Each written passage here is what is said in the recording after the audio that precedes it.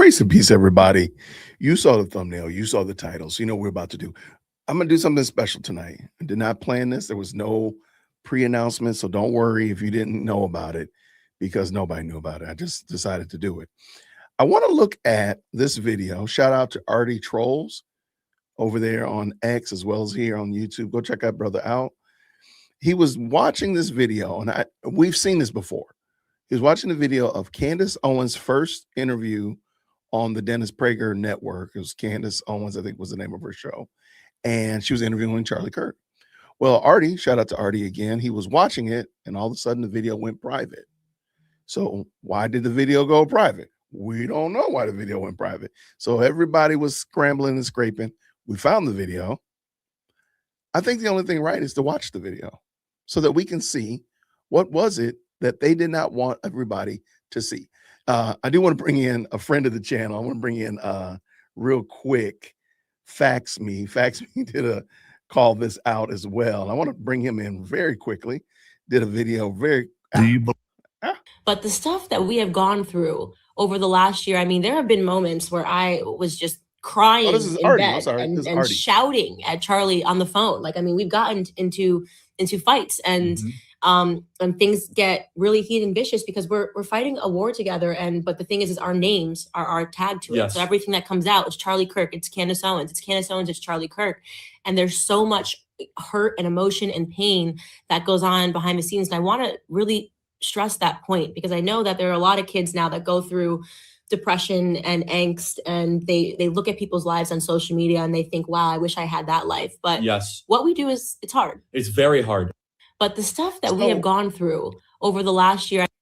So that's most people think that there's something there with that segment right there that we just watched is the reason why Candace pulled down that video.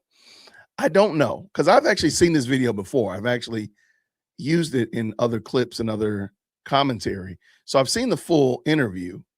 And now I want to watch it again with you all. So please, if you don't mind, I need you all buckle in. I definitely want to get your commentary on it as well, because I think there's more to it than what we just saw.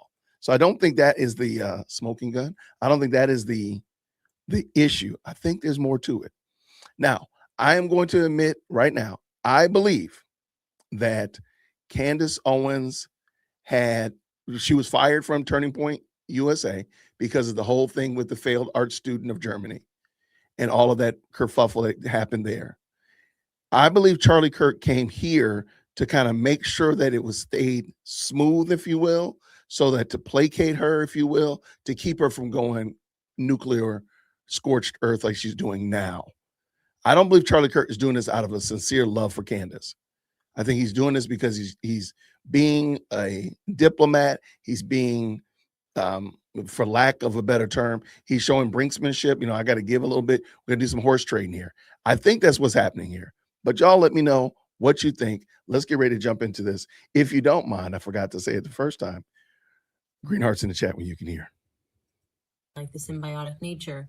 So he would be good to talk about that, like the symbiotic nature of man and woman. Are you guys ready? Yeah.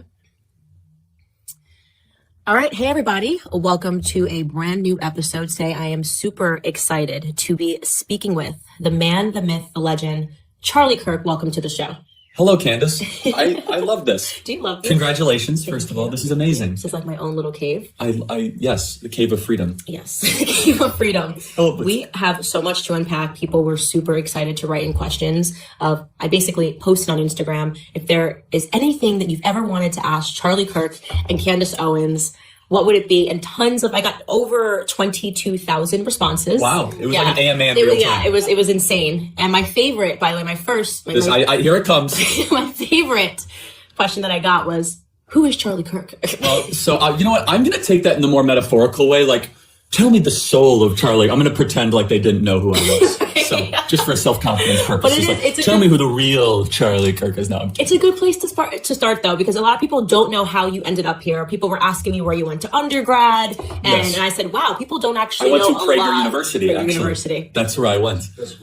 So imagine this. Imagine, I don't like diagnosing people, but let's just say Candace has main character syndrome. Okay. Let's just say she has main character syndrome. Imagine somebody with main character syndrome having to big up, having to elevate, having to platform somebody that you think is lesser than you. Imagine how that probably feels. And I'm wondering if that's true, because again, they were thick as thieves when they were running around in Turning Point USA. Then Charlie kicks her out, fires her. And in order to keep the peace, Charlie goes and sits down with her to have a quote unquote discussion.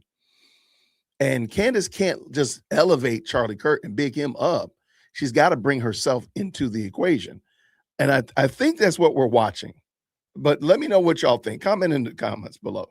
That's cool. Well, first of all, what a treat it is to be here. Awesome. And you're doing amazing as always. So who am I? I'm from Chicago. I'm 25 years old, luckiest 25-year-old, I think, in the country.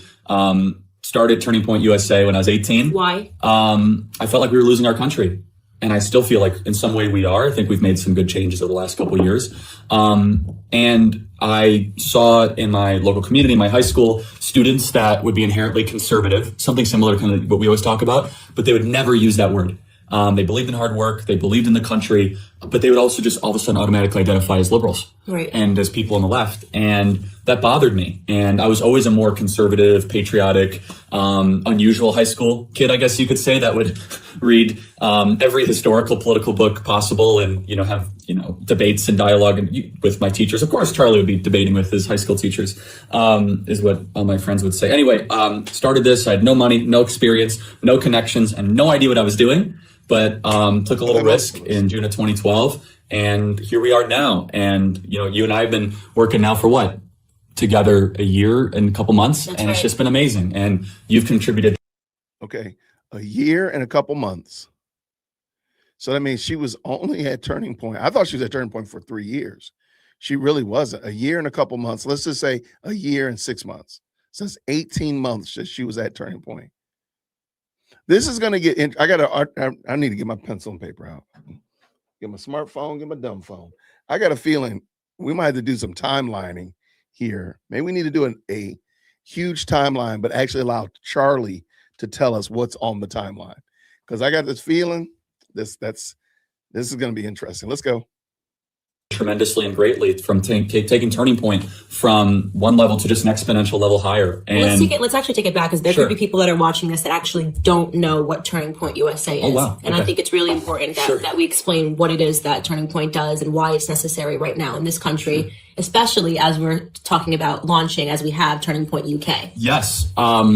So for those that don't know, Turning Point USA, we're a nationwide student activist movement, present on 1,400 high school and college campuses across the country.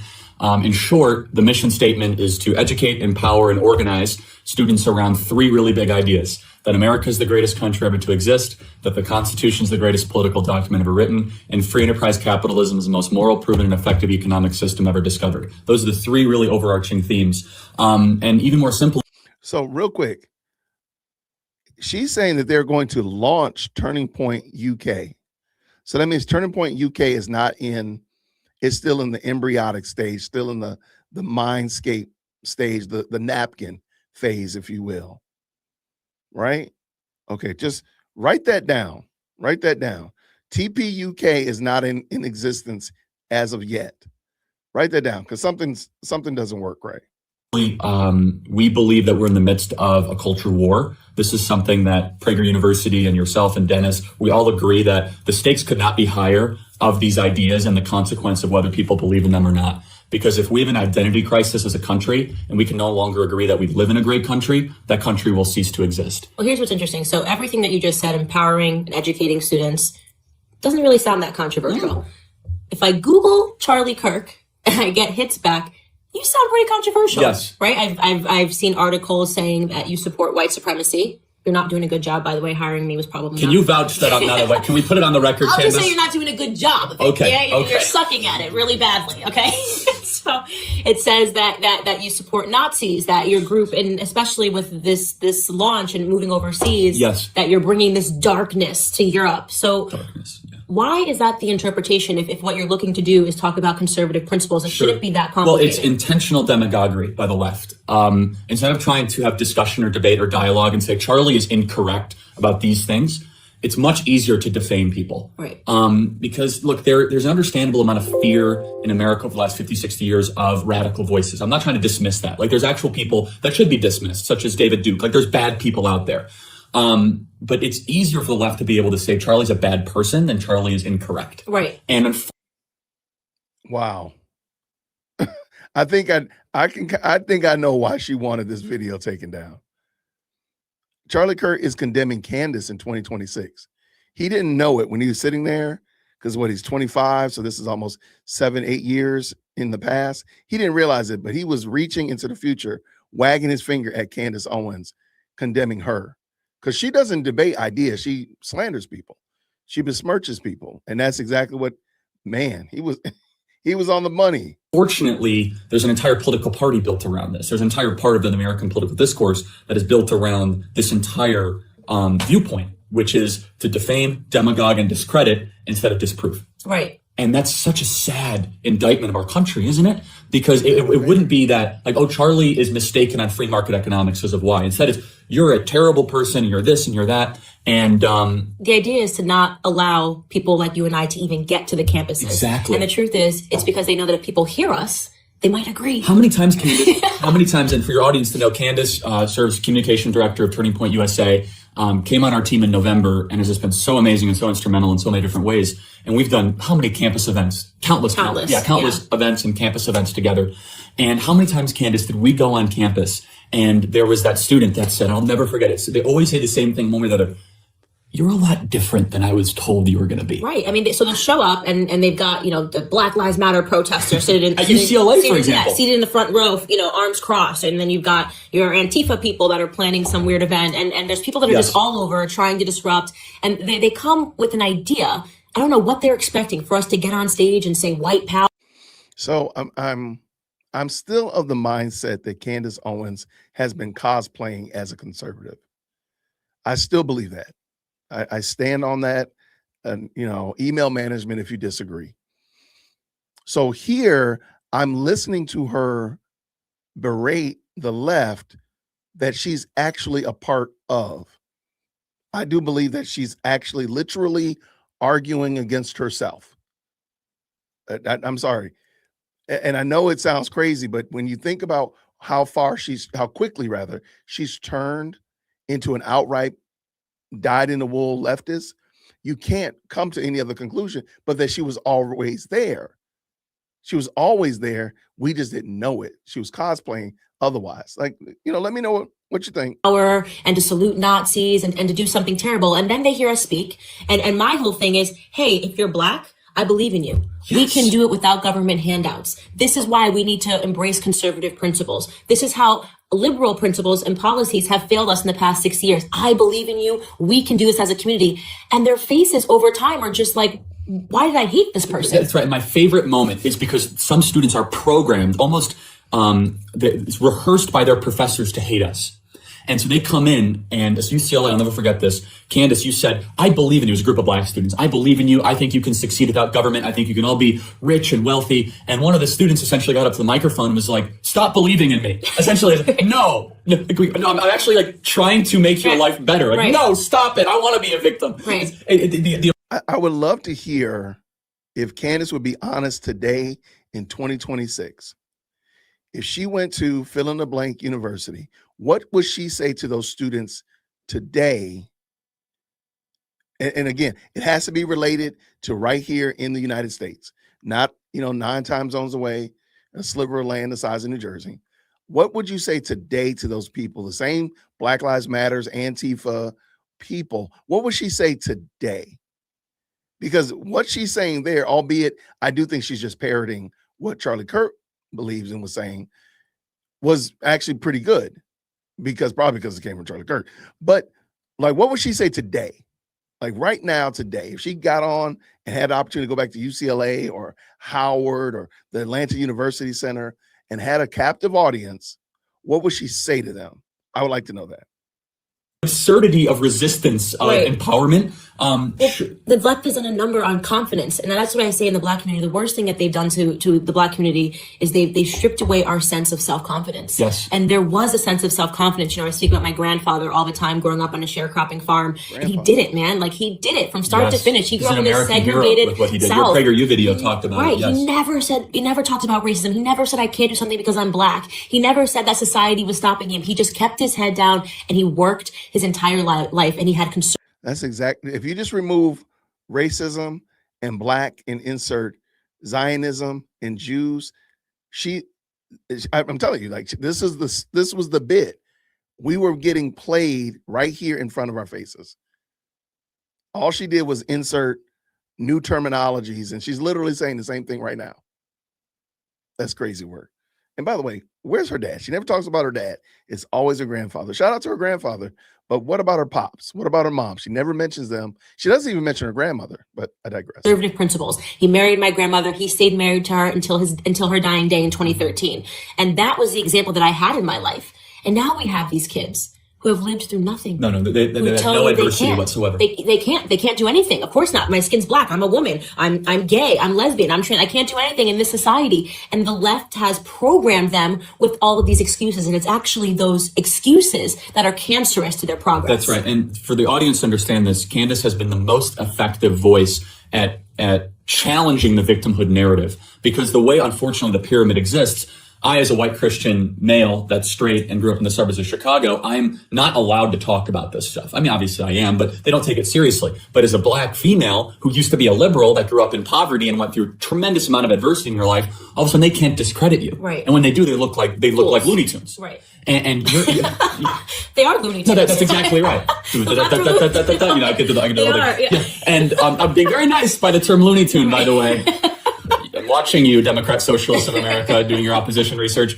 I'm watching you. But you're so effective at it, because if they dare challenge you and they come on a college campus and they say, Candace, I'm super oppressed. You could basically say, okay, if we want to have the oppression Olympics, I'm going to win. I'm going to win. Gold medal, triathlete. Don't do it. You're the Jesse Owens of oppression Olympics, yes, right? Being Candace related Owens. to him, by the way. There you go. Yes, I am. And I'm telling you, they don't want to play that game with me. And so, but the media then tries to effectively combat that by just smearing me so they won't even get in the room to hear me. Because they might, if they come here, Candace Owens speak, have the audacity to believe in themselves when they walk out of the room. Right. And imagine if we had a country where more.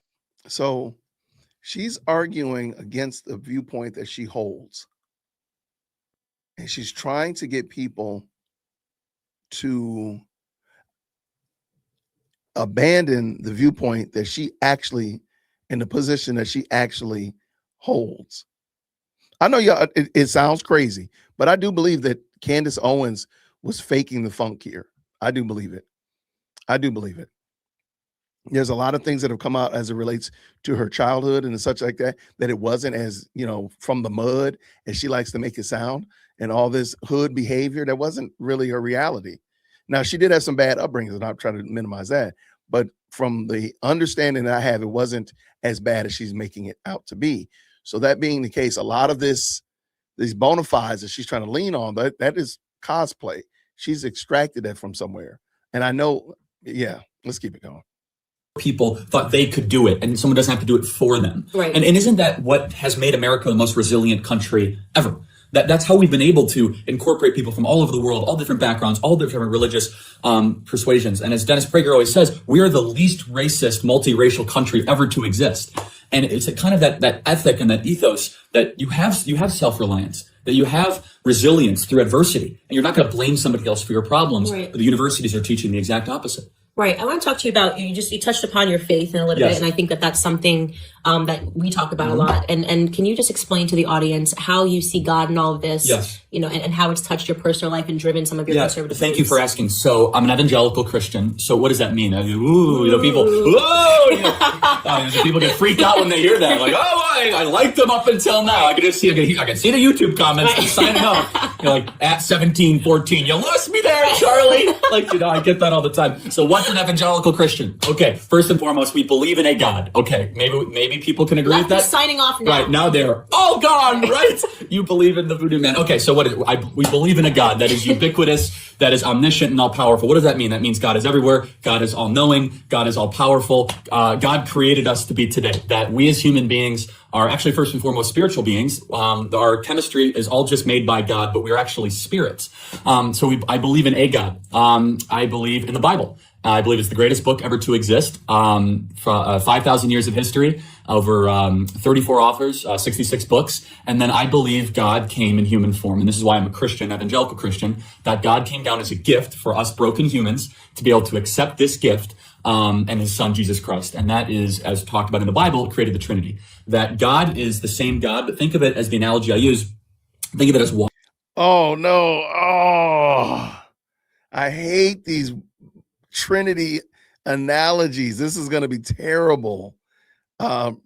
See Lutheran satire for more information. I might have to pull that Lutheran satire in here.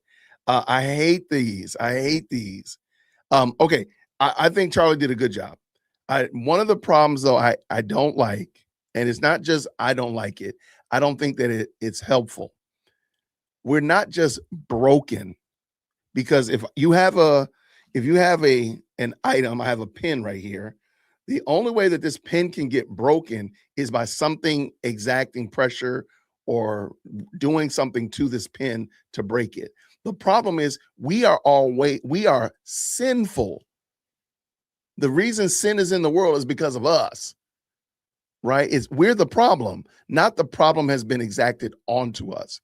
It is a little bit of a nuance. It is a little bit of a change. When you say you're broken, that means something has exacted pressure onto you to break you. And now God has to fix you. But no, the problem is I am the sinner and I'm out here just sinning. And that's just it. So I want to make sure that that's clear, because I don't like that. I don't think that was very good. And I hate what he's about to say about the Trinity. Let's go. Water. So water can be liquid form, water can be in our air, and water can be an ice cube. That's God the Father and the Holy Spirit. Same God, three different parts.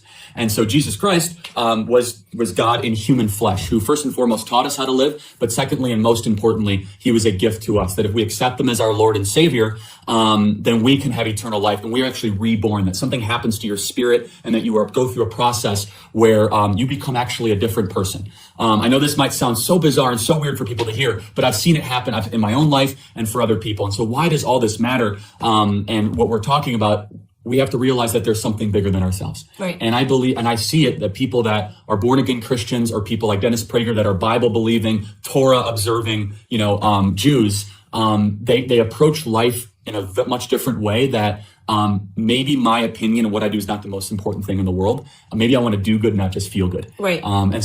Okay, I'm going to stop for a second. And please, shout out to everybody who's going to put in the comments, oh, this is a great video, but you interrupted too much. Okay, go find somebody else that doesn't interrupt. This is what I have to do. This is what I do.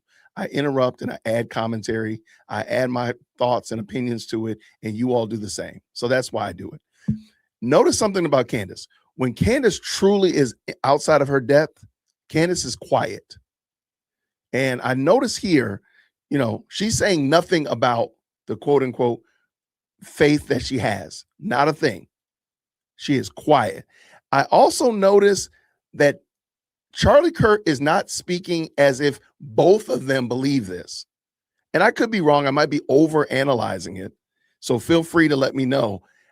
He's not saying we believe this, or this is what our faith teaches, or we believe in God and we believe in the scriptures. Nothing like that. It's like he's almost evangelizing Candace. Am I seeing that wrong? Because I don't see him actually. If I were in this conversation with my brother or sister in Christ, I would be talking about ours and we and our Father and what we believe and our sin. But none of that's happening. Charlie Kirk is talking as if he's the only one that's a Christian. Just something that I noticed. Also, again, I want to be fair. One of the things I didn't like about Charlie Kirk is he doesn't use the word sin. I don't need a gift if I don't know that I need a gift. Like, what is the gift that Christ gives? Is this not somebody to come sit by me and, be my homeboy? Christ saved me from my sin.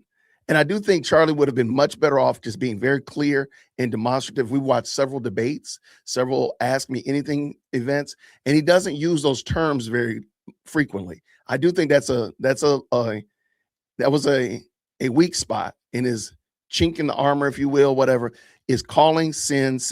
You're not just broken, you are sinful. It's not just you need something, you are a sinner, right? So that's just my little pushback. Feel free to email management and let me know that you disagree. Oh, shout out for sure.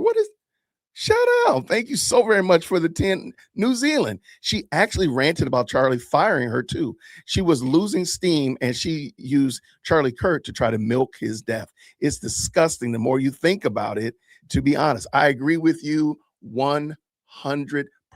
Thank you, Path. I appreciate it. This is exactly what I think is happening. The reason why I think she jumped out so quickly to start this narrative of, Charlie Kirk was my best friend. We were road dogs, so on and so forth. Some of that was true, but a lot of it was conjecture. A lot of it was historical revisionism and recasting the story, because she's the one that got out and told the story first. That's why people are treating her like she was the widow almost. That's crazy work. Let's get done with this. Let's go. Shout out. Anyway, that's a short version of what I believe and why I believe it. And some people disagree vehemently with it, but that's what makes, discourse so much fun. Right. So. I think that there's something that you and I have touched upon privately and publicly at times. And it's about, you say, we're all on this quest for some form of spiritualism. I think in our truest form, we do believe that there is something bigger than us. It's the reason why I check my horoscope, right? If you say someone's going to read your palm, like you go, you don't really know if that person can read your palm. For meaning, There's a search for meaning that we all we're interested in that. Yes. And yet when you say this might be weird, you kept saying that, right? This might be weird. Some of you guys watching, you're doing that because right now, the public discourse, you're not allowed to talk about God, are you? And so I'm actually, you're right. And so to kind of, the left has been so militant. I have to always preface this because I'm afraid I'm going to get deplatformed to discredit by saying these things. I mean, isn't that, think about how I shouldn't even have to say that. You shouldn't have to say that. Yes. You should be able to openly talk about God, but we've gotten to this place in society when you've got The View and Joy Behar, who is mocking Jesus Christ, laughing at Jesus Christ, making fun of Mike Pence for being faithful to his wife. Faithful to his wife and believing in something other than what? Government. Yeah, but exactly. Government. And this is so important too. Celebrities as the gods, right? The philosopher kings of our times are, the people, the gatekeepers of Hollywood. The idolatry that takes place in Hollywood is a sin. It really is. And so. Yeah, I got to stop there. There was a lot of meat on that bone. She threw out astrology, palm reading, spiritualism. I'm sorry. I'm sorry. I think we know. I'm going to go again. I'm going to even expound what I believe. At this point, Erica Kirk is in the orbit. I don't know if I don't think they're already engaged, but they're definitely dating at this point. I think Erica Kirk told Charlie, yo, Candace is not good for you to be around. And if you're a woman and you're married, or you're a woman and you have a significant other, a boyfriend, a fiance, you probably see things that he doesn't see.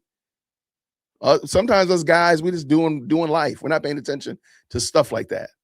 And I really now believe, after watching that little segment, I believe Erica told Charlie, Candace is not good for you to be around you. I believe that happened. And that's why Candace hates Erica to the degree that she hates her.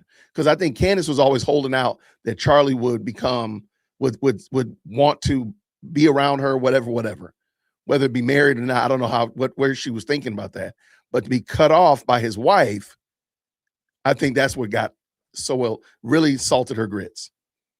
I mean, again, Lady Dear Woke Christian has told me about people that are not good, and guess what? They are not good, and they are gone. I'm not gonna argue with her. If the woman say to Jason, that person's not good for you, that person's gone. It is okay. I am not going to be upset. I think that's what Erica did. Okay, let's go. The two things, the atheist left, which is, it's I repeat myself, because most people on the left are atheists. They are.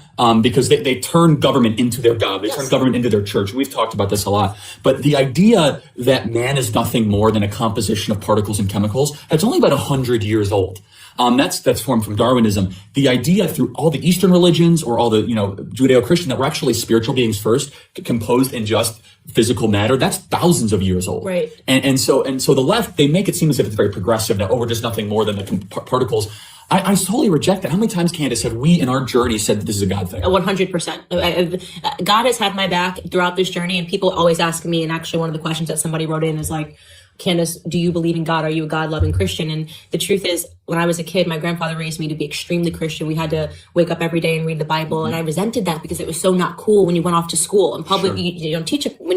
Basically, secularism is all about making sure that you dismiss God from the conversation. It's no longer in school. It's no longer on TV. It's no longer cultural anymore. So you feel weird about it when it's taught in your home. The further that I got away from God, the more liberal that I became, the more miserable my life became, the more mistakes that I made. And I talk about that dark period of my life from about 16 years old until 22, really, but I was a liberal. There's something synonymous about this atheism and liberalism. And her timeline is crazy banana cuckoo, because you do realize that her understanding of being a Christian is that her grandfather raised her to be a Christian. Y'all know that.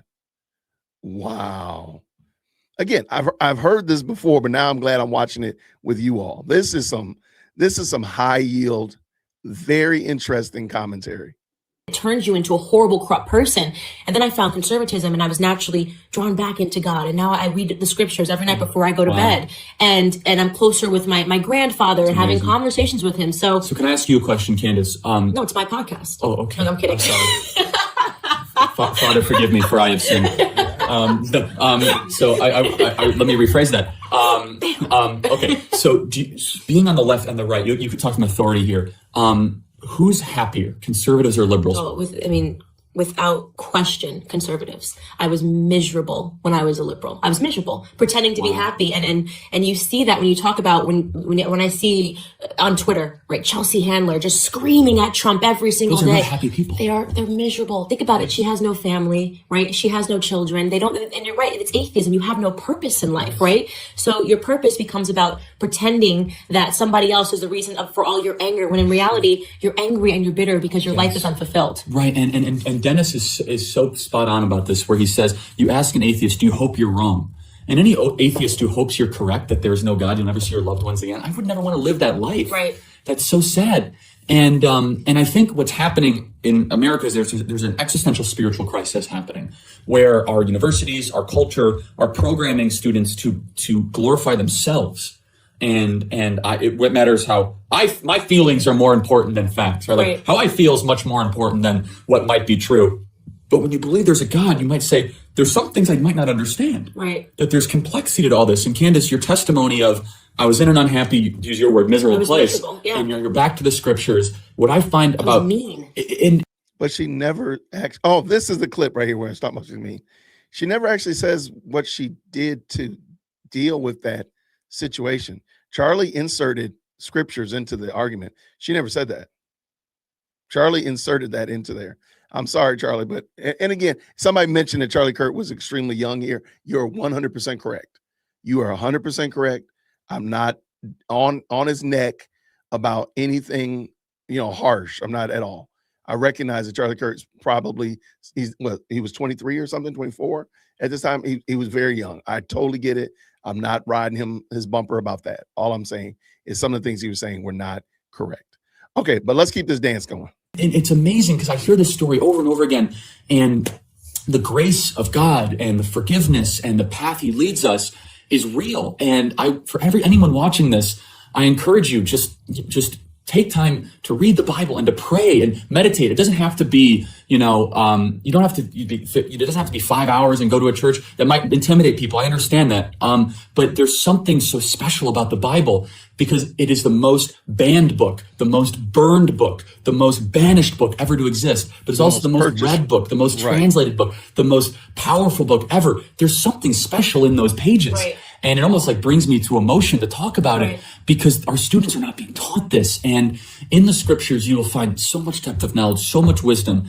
And in my own opinion, the most important person ever to exist. And instead, students will be pushed horrible cultural icons and bad political philosophy of the Communist Manifesto and all these books that talk about atheism instead of a book that really built Western civilization and defended these ideas, and honestly will lead to more fulfilling, happier people. I do believe Candace wants us to believe, by the way, everybody, thank you to the 230 that are watching, y'all. I appreciate y'all. Thank you for tapping in. Please go ahead and hit the like button. Say what's up to your people.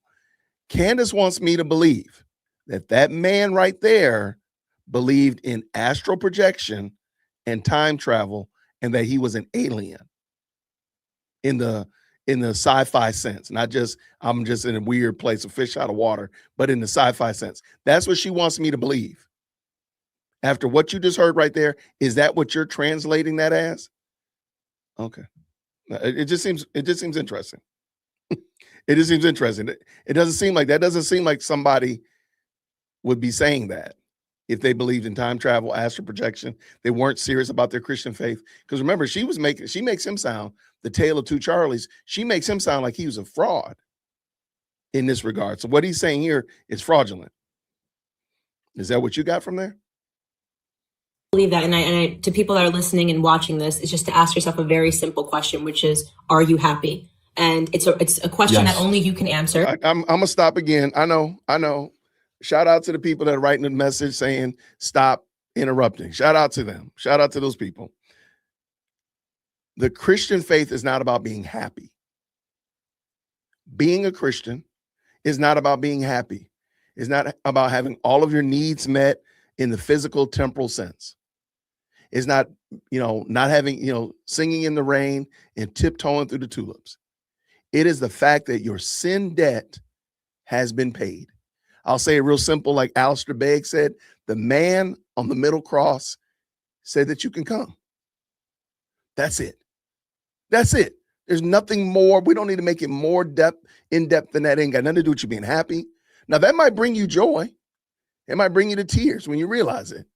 But the point of the Christian faith is not to be a salve or a bandage for your temporal, earthly needs. That's not it. You may never be happy another day in your life as a Christian. Is it easier today to be a Christian or to be out here 304 and tricking it off out there in the streets? Which one is easier? Which one is bringing people more quote unquote temporal surface happiness? Look on TikTok, look on Instagram, and report back to email management. I think we all agree. The world is supporting a lifestyle like that. Scriptures say something different. So the idea and the notion of, are you happy? Now, internally, you will be dealt with and you'll realize that you're content. Yes, but you're not going to be happy necessarily. If that's your goal, if that's your barometer, then we are in a lot of trouble, because you're going to wake up tomorrow and you're not going to feel happy. You're not going to do that. That's just not going to happen. So this little notion that Candace says, and I do think it's interesting, Candace has never said emphatically that she herself is a Christian. I think this is a very interesting story. I think I'm glad we watched this. And you can only answer that honestly to yourself. And Absolutely. If the answer is no, my answer was no years ago. Wow. It was absolutely, I am not a happy person. I don't feel like I'm treating people kindly. And it could be very much that your distance from God and your acceptance of this, this world viewpoint where there is no order, there is no structure, and it's all for naught, could be the source of your misery. And that's a private question. You can answer it for yourself, but I can tell you that, I'm a testimony to the fact that my entire life changed when I started embracing conservative principles and going back to the lessons that my grandfather taught me. Well, and that's it right there. Please feel free to email management that Candace Owens was a Christian. I am going to clip out this little segment right here, and I'm going to send it back to you. She just said, I was much better off when I returned to conservative principles and what my grandfather taught me. No recognition of her own sinful state. Now, you don't got to be a Calvinist like me, but no recognition that I'm a sinner. No asking Jesus into your heart. No praying the sinner's prayer. Nothing. She went back to conservative principles and followed after what her grandfather told her. Okay. Because I know somebody going to try to tell me that Candace is a Christian. Where are you getting that evidence from? Where?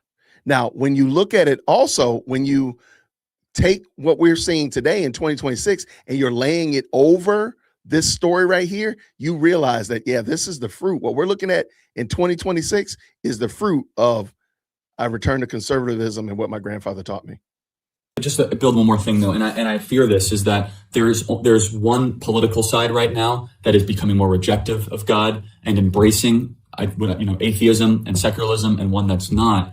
And you find that one side is consistently unhappy and full of rage and anger and not gratitude. And I'm afraid that divide's only growing further. That's correct. And I mean, it's talked about, we can talk about this as well, but even there's something sacred about the family, and the left is doing everything it can to destroy it. Yes. Toxic feminism, right? Which wants to remove men from society, which is such an important role. Women need men. Okay. Men need women. There is something symbiotic about a man and a woman coming together. We're watching the left literally try to turn men into women and women into men, just disrupt the entire family, telling women via the school system, by the way, I was forced to take Feminism 101.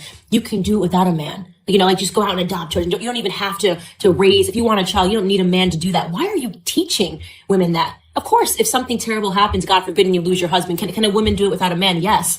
But to teach people that there's something virtuous about trying to do things without men in society. That's the stuff that really scares me. The breakdown of the family, and no group of individuals in America has seen the detrimental effects of that more than the Black community. Exactly. And I just want to know where this Candace has gone. Is anybody? Is this Candace? Could you please come up to the front of the church? Please come on up to the front of the congregation. Well, where did you go? Where did you go? That's some crazy work. I agree. The problem is, where did this passion for that go like today? What would she say today about that exact comment that she made right there about family? Where would she say today, right now in 2026, about family? I think that would be a very interesting, I would like to hear. I would probably be interested in hearing what she would say about family right now today. By the way, somebody asked, shout out. Thank you so much, Job, for 9 with the 5. The book of Job. I like that. I did the Victor Marx yesterday. I did that yesterday. It was impromptu. Somebody said you should check this out while I was on stream, and we watched the whole thing. It was about an hour and 90 minutes. Hour and 30 minutes. We watched the whole thing yesterday. So thank you so much. And I'll probably clip it out, or if the mods could just drop the link to it and maybe give a timestamp. That's what I need to do. I need to put the timestamp so you can kind of jump to where we started the conversation about the Victor Marx. It was a very interesting debate. What was it? A debate, interview? I don't know what that thing was called, but it was very interesting. We had a good time though. I ask a question is, I've never met a happy Feminist 101 professor. They're miserable. I can attest to that. They are miserable. And it's almost as if they're... The armpit hair is very long. Your words, not mine. No, I'm just saying. My professor, it's a fact. You can look her up. She had very long armpit hair. And it seems as if they're determined to use their position of influence to teach the anger they have within themselves onto other people. Correct. And as you always say, Candace, well, what was the answer? Hate men. Yeah. What do you want for lunch? Hate men. That's what I learned in class. No matter what it was, in Feminism 101, here's what you learn. No matter what it is that you're going through, you can blame it on a man. You lose your car keys in the morning. Why? The patriarchy. Yes, that's correct. That's exactly right. So just all you got to do is just remove one word and replace it with another group of people. Like Candace right now is doing this in 4K. All she did was take hate men and remove men and use Jews in there, or Israel, or Zionism, or Christian Zionism sometimes. Like, that's all she's done. That's all she's doing. You lost your car keys? Christian Zionists is our other reason. This is so funny, man. Yo, shout out to Joe, man. Thank you. I appreciate you, friend. I'll make sure I add that video in the short to the chat in a moment. All right, let's go. If you want to get an A in that class, that's an A. And that comes from a horrible position of resentment and anger and rage. And have women at times been, have injustices at the hands of individuals? Of course. I have men also had injustices at the hands of women. Yes. People wrongly accused of things, all sorts of things. Right. So we can go through that. But to create an artificial phantom of evil, and program students to believe that, is really, really, really concerning. Absolutely. So I want to jump into some of these questions. Sure. We could go on forever. This could be a 5-hour podcast. And we're gonna end up talking about some of this stuff anyways. But first question, this is actually really funny. Okay. Who is the better driver? Okay, hold on a second. No. I'm gonna answer this question. Actually, Charlie Kirk never lets me drive, so maybe he's sexist. He never lets me drive, and he's a horrible driver on top of it. Well, hold on, I'm very, very good. Zero car accidents. He never lets me drive. I'm very benevolent, okay? This is my argument. I care so much for Candace Owens. I want her to be able to tweet uninterrupted of traffic patterns. Ooh, nice spin. That's a very nice spin. This is the spin stops here, okay?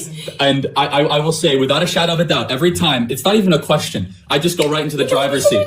Me. I'm like, Charlie, I could drive. He's like, no. You're a woman. No, no, because he's never letting me drive. I want to be very clear about this. Bob, I want to be very clear. I don't know if she's a good driver or a bad driver. I would never make that prejudice whatsoever.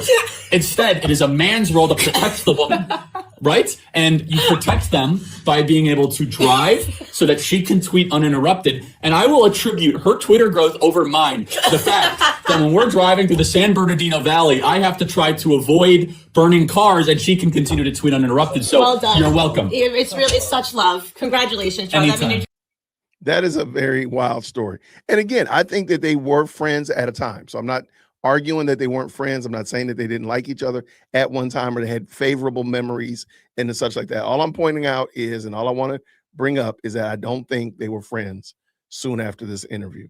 Job, I just put the link right here to last night's live stream.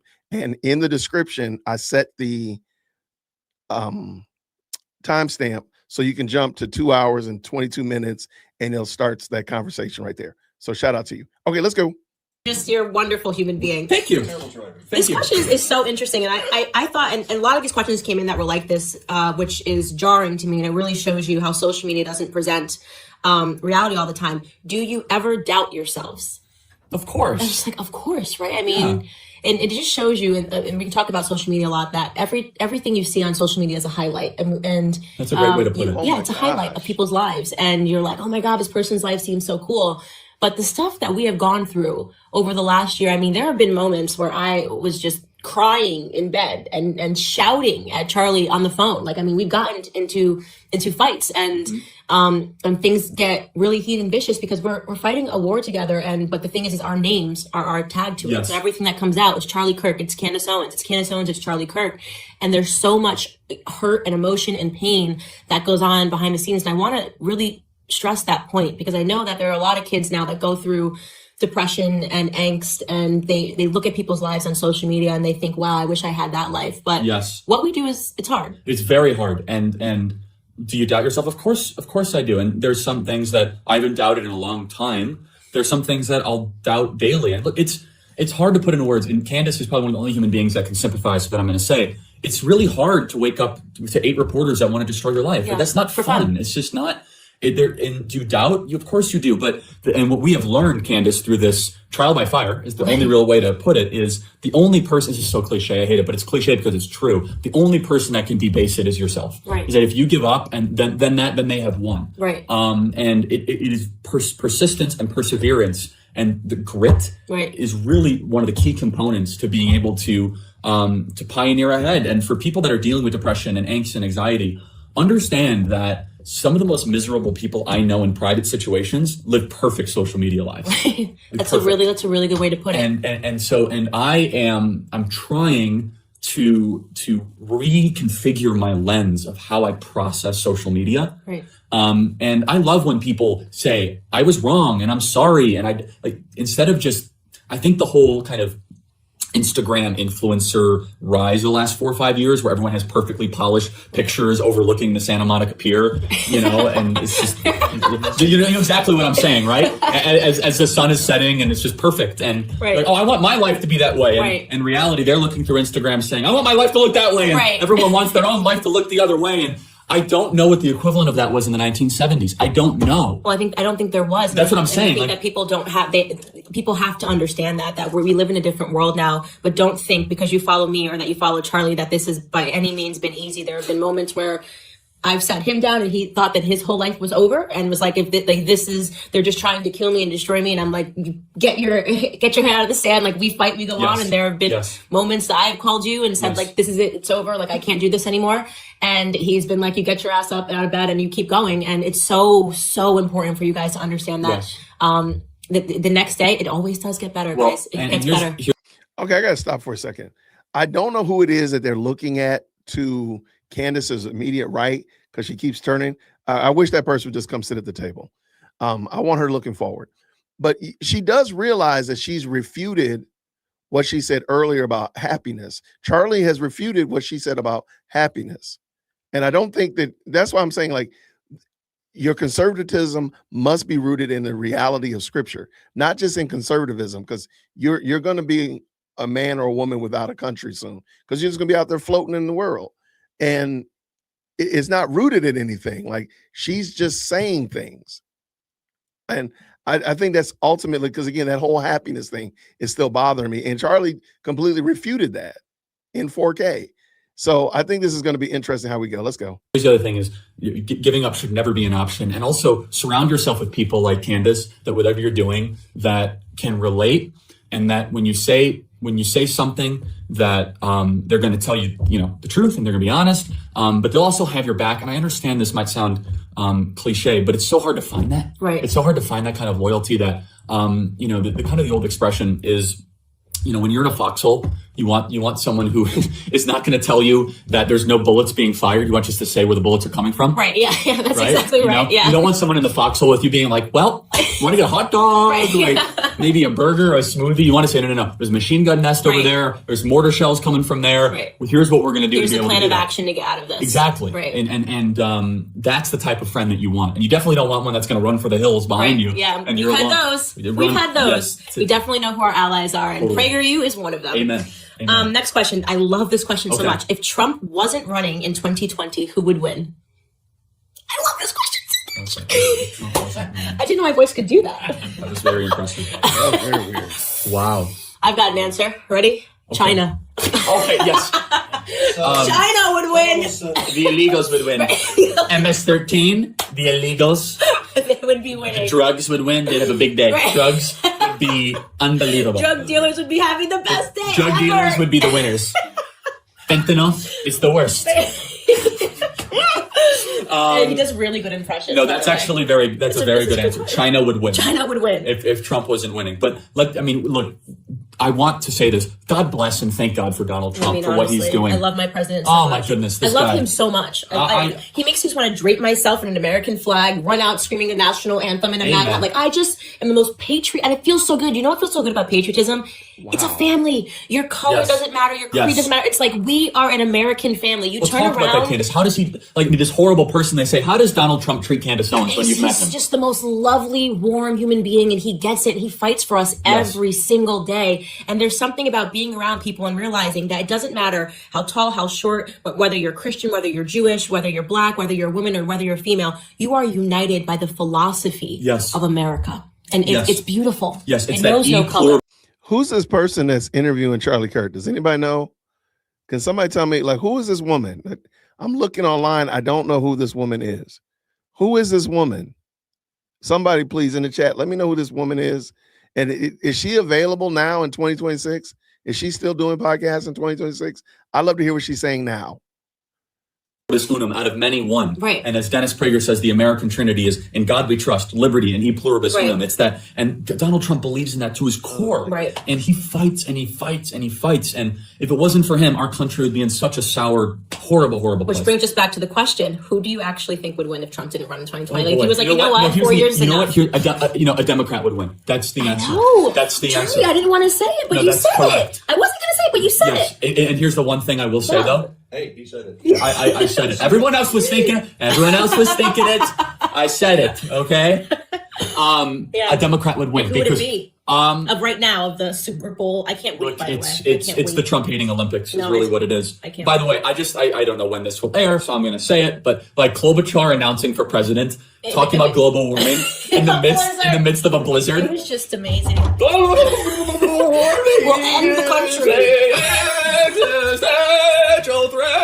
It's like, I'm just like, this is too good. I can't make this up. God has a sense of humor. No, God is hilarious. Oh, but of course, because actually, it's very biblical. If you believe that God is ubiquitous, all powerful, and all creating, you believe humor exists. Of course, God has a sense of humor within. Of course. And by the way, can we just talk about Elizabeth Warren announcing for president? Oh my God! My favorite thing. She chugs a beer. Well, not really. After she attacks Kavanaugh, and then she thanks her husband for being there. Where else would her husband be? I can't wait. Thank you for being here. You're welcome, honey. Did you take attendance earlier or something? Like, it's like, I can't wait. Everyone's like, I just can't wait. It's going to be such a freak show. I can't wait. Cory Booker. I am No, you're not. Have a seat. Yeah, but you have Spartacus. You have Gilla Brand. You have Pocahontas. It's just like it's like they're Coffee Man might run. It's like they're trying to make. They're doing it for Trump at this point. I mean, like he's going to have so much fun. He's just got to be laughing every time they make it. Oh no, he loves it. He can't wait. And it's great because then they're going to become even more radical. Yeah. And Kamala Harris. She's so forgettable. I mean, just like that's a great word for Kamala Harris. She's very forgettable. It's kind of like you see the speech after 30 minutes. You're kind of like, watch something. Did someone just speak? She just is the most forgettable. I remember a rally of some sort. Yeah, really don't know what she's the Jan Brady. Yes, that's very, very good. That's exactly right. That's very good. That was a cheap shot. Yeah, that's very good. I'm just saying. All right. Okay, go ahead. Okay. Next question. I want to get through these because people always want to ask questions. Yes. What's your favorite book? By the way, just so you guys know, prefaces, Charlie was a total freak kid. He didn't really get into enough, but he was like one of those kids that had to send to like special school because he was like super smart. He's like reading Saul Alinsky's Rules for Radicals when he was 6. Backwards in Korean. No, I'm kidding. Okay, I got to stop for a second. She mentioned that Charlie Kirk went to a special school. I'm going to back up just a little smidgen. All right. She says Charlie Kirk went to a special school. She did not say that she went to a special school. You know that later on she morphs that story, main character syndrome, where she herself also went to a special school. That's wild. Watch something. Did someone just speak? She just is the most forgettable. I remember a rally of some sort. Really don't know what she's the Jan Brady. Yes, that's very, very good. That's exactly right. That's very good. That was a cheap shot. Yeah, that's very good. I'm just saying. All right. Okay, go ahead. Okay. Next question. I want to get through these because people always want to ask questions. Yes. What's your favorite book? By the way, just so you guys know, prefaces, Charlie was a total freak kid. He didn't really get into enough, but he was like one of those kids that had to send to like special school because he was like super smart. He's like reading Saul Alinsky's Rules for Radicals when he was 6. Backwards in Korean. No, I'm kidding. No. Look, the Bible is my favorite book. That's right. Without saying. But let me think outside of that. Free to Choose by Milton Friedman probably had the greatest. Milton Friedman. Yeah, had the biggest impact on liberty. So the Bible being my favorite book, but the book that had the most transformative impact in my life, not just because of the contents, but by the approach, was Free to Choose by Milton Friedman. And let me tell you why. It's because I was taught nothing but government-run economics and Keynesian economics, and to read a book that was so contrary that other people could think differently made me reconsider everything. Wow. Made me think How old were you read it? I was in 8th grade. Okay. And it was written by Milton and Rose Friedman. Great. I was just like doing my thing. Yes. Like, I was in middle school. And, totally weird. But like who does this in 8th grade? Milton Friedman, Free to Choose. It's a great book. And I was so moved by it because I thought, well, what else am I being taught that's a lie? Right. And then I just went on a vociferous quest of, F.A. Hayek and all this other stuff that then it built my philosophy. So it was less about the contents, even though contents are brilliant. And it was more about, whoa. By the way, the greatest compliment that Charlie and I have ever received, well, I'm saying it for him, but that I've ever received was when people said that you two as a duo are like the modernized Milton Friedman and Thomas Sowell. They used to do a series together. That is an amazing compliment. Yeah, it's like, I mean, it's a higher compliment than I deserve, but I was just like, amen to that. Thomas Sowell, what an unbelievable treasure. He really is an American treasure. Right. He apprenticed under Milton Friedman. Right, and he brought me to my conservative Isn't that amazing? Yeah, so I totally get it. Okay, if you had to live in one country outside of the USA, what would it be? God forbid. That would be an absolute punishment. Oh my goodness. Israel. I would live in Israel. It's because you like the food. I love hummus. We went to the embassy opening in Jerusalem, and he just had a field day over the food. It was the best day ever day. It was hummus and tzatziki, and I love platters of food. I don't know. There's something very uniting about having kind of a communitarian way of eating. I love Israel. I felt so spiritual there. Right. I felt in touch with God. I love the people. I love the background. I love everything about it. So if I had to live somewhere except the United States, God forbid, it would be Israel. Interesting. Okay. That's okay, because we've heard Candace tell that story. about him and the hummus and the such like that. That's interesting because she tells that story. She had a dream. Remember that? And Charlie was they were sitting at the cafe eating hummus, and Charlie was trying to sell her on how great the hummus was. And this is a story. Okay, let's keep it going. Hey, by the way, shout out for sure. Thank you so much. Thank you again, Path 2262, with again a 20 New Zealand. She was always fake to me ever since her stance toward hate speech, plus the fact that she was a Dem pre-2015. I'm sorry. I think every conservative needs to have a come to Jesus about that. Because I mean, literally, she changed overnight, as she told Dave Rubin. I mean, you can probably see that she liked Charlie here, but you can tell she is a bit fake too. No, I agree. I think the fact that she likes Charlie is her fakeness. You can see this. It's you can cut it with a knife. And I picked up something that she said. I'm gonna do some research on it first before I come out and ask a question about it. But I picked up something that she said, and Charlie corrected her about it. And I think it's very interesting that happened. Okay, let's go. Views on marijuana. So I have an interesting view. I reject the culture around marijuana. I think no one should do it, except I defend people's right to do it. I think it should be legalized and taxed. Just because I think something's a bad idea doesn't mean I think it should be illegal. Right. And there's lots of things that are legal that I think people shouldn't do, but I think they should be legal. I do believe in freedom, but I also believe in self-responsibility. That also means I think people that get government benefits should be drug tested, stuff like that. Right.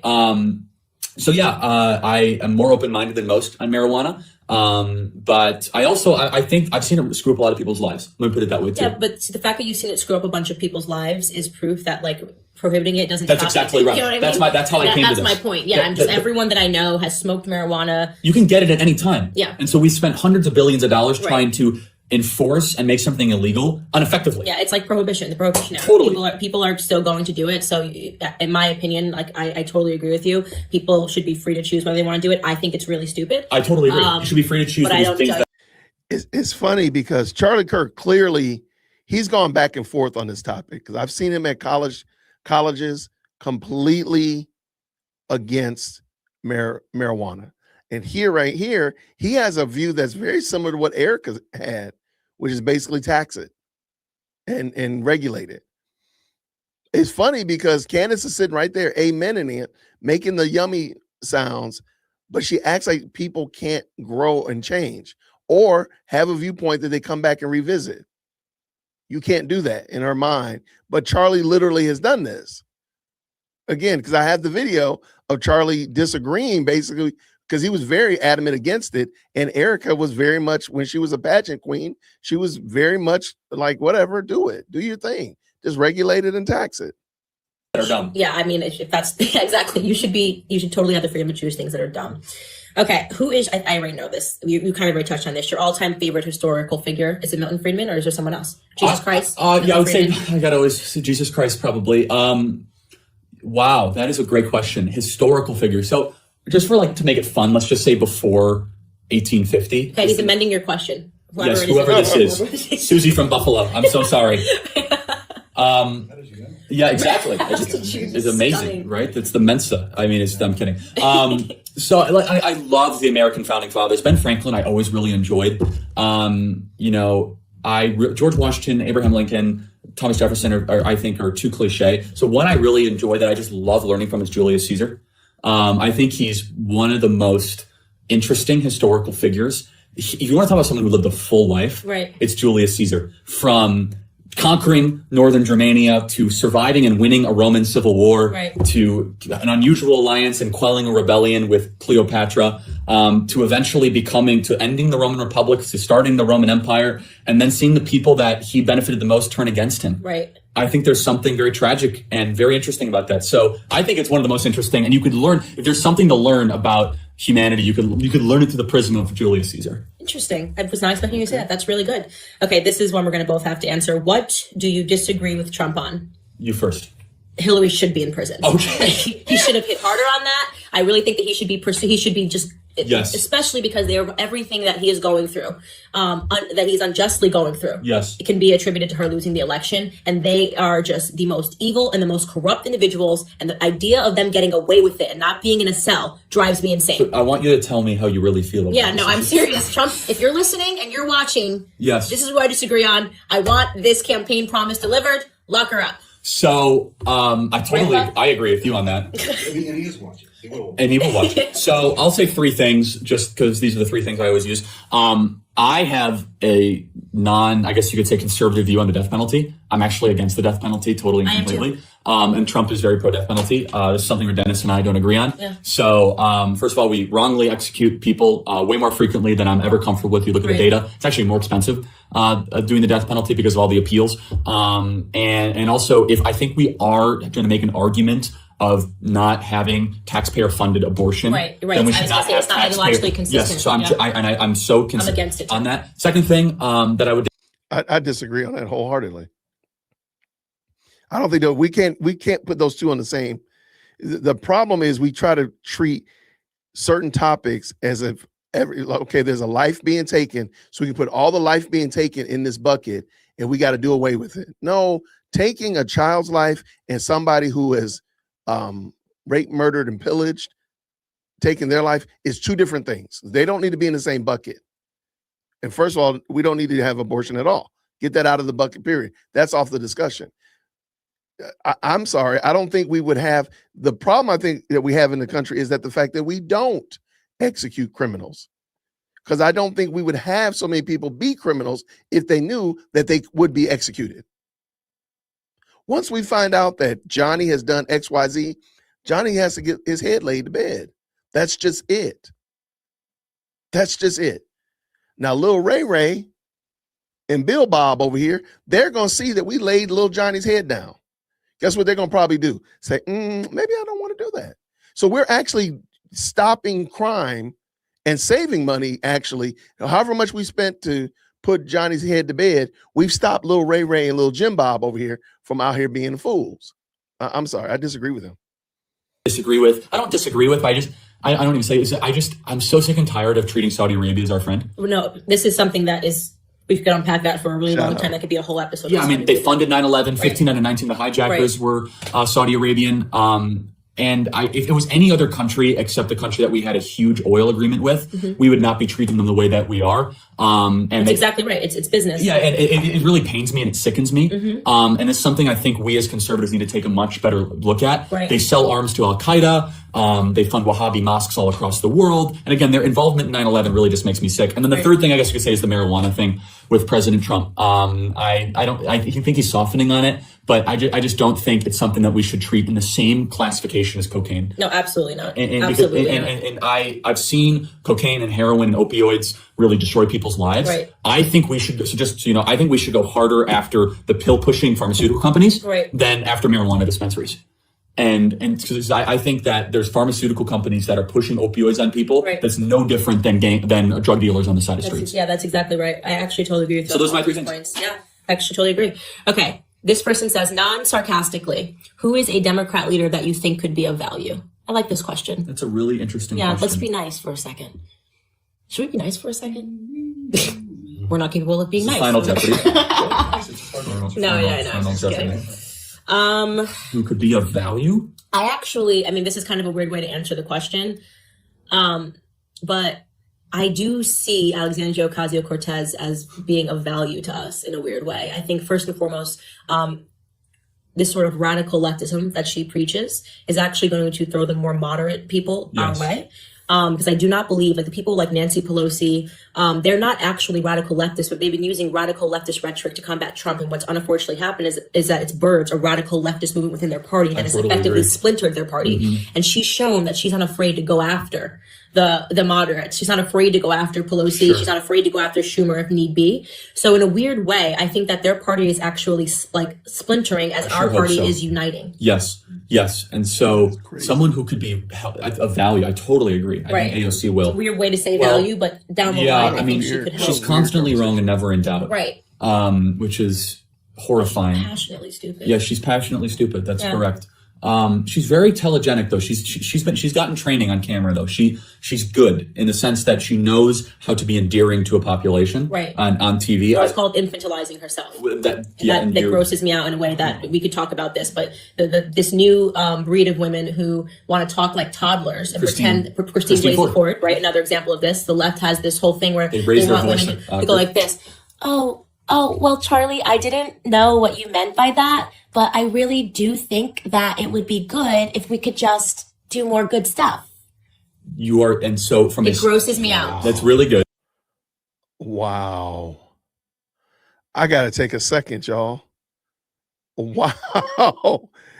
It seems like she's mocking, but I really think that's what she does. I'm sorry. I would love for Candace to honestly to look back at this video and honestly say, that's not what she does now. I'm sorry. Wow. I might have to take a station break, y'all. That was crazy. Because she does that. That's what she does. Wow. She hasn't changed. I think the only thing is now, instead of saying that that's what they do, she's just doing it. That's the only thing that's really changed. Oh, wow. Okay. Hey, okay. That is perfectly fine. Shout out for sure. What do we got here? Oh, we're going to take a station break. Shout out to Mike. Bless you, Mike. What does he say? Remember that Charlie Kirk changed his position a lot since here, even saying that the death of rapists was justified legally. I agree with that 100%. Young Charlie Kirk was like all of us at younger ages, more liberal-minded and not aware of the world in its totality. You are 1,000% correct. Thank you so much, Mike, for the very kind. Super. I appreciate you supporting what we're doing over here. And you're right on the money. You're on the button. No argument for me at all. And I'm willing to give Charlie Kirk the movement that he's grown and changed over time, that he had grown and changed. So I'm definitely not trying to, I'm just noticing something that was, that we heard him say later. Because if you go back and look at that video of him talking about weed, him being so demonstratively against it, and then you hear Erica when she was in a pageant, she was a pageant contestant talking about it, they're in conflict. So that was the whole point that I brought that up for. But thank you, Mike. I appreciate you, brother. Okay, let's go.